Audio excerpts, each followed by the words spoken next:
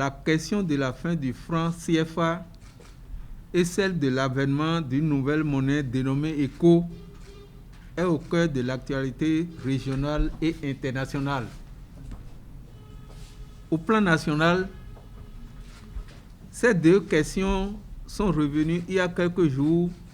sur les feux de l'actualité. En effet, dans le cadre du contrôle de l'action gouvernementale, les députés, à travers une question d'actualité, article 113.1 de la Constitution et 110 du règlement intérieur de l'Assemblée nationale, transformé en question orale avec débat par l'article 106 du règlement intérieur de l'Assemblée nationale, ont voulu savoir la version officielle du gouvernement en rapport avec les faits relatifs à la fin prochaine du franc CFA pour les 8 pays de l'UEMOA annoncé en décembre 2019 en Côte d'Ivoire par le président français et ivoirien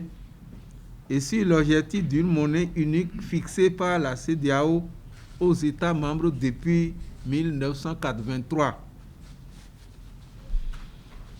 Ils ont voulu aussi connaître, entre autres,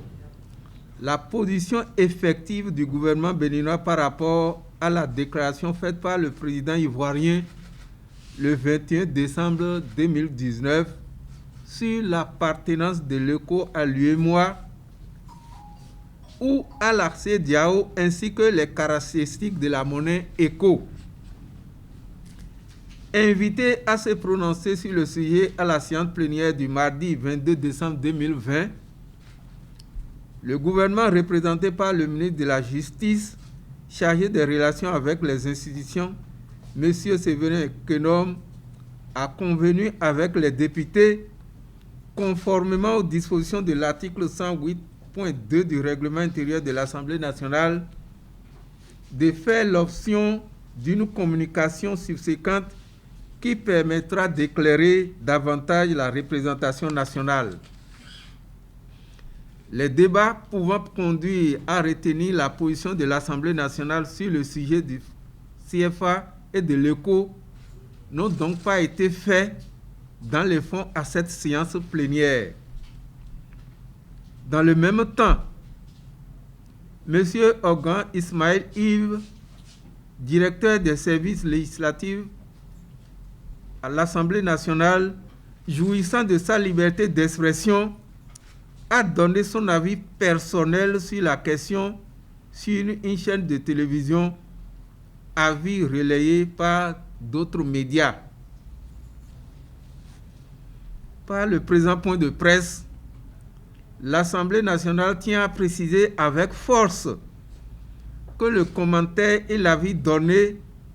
par le susnommé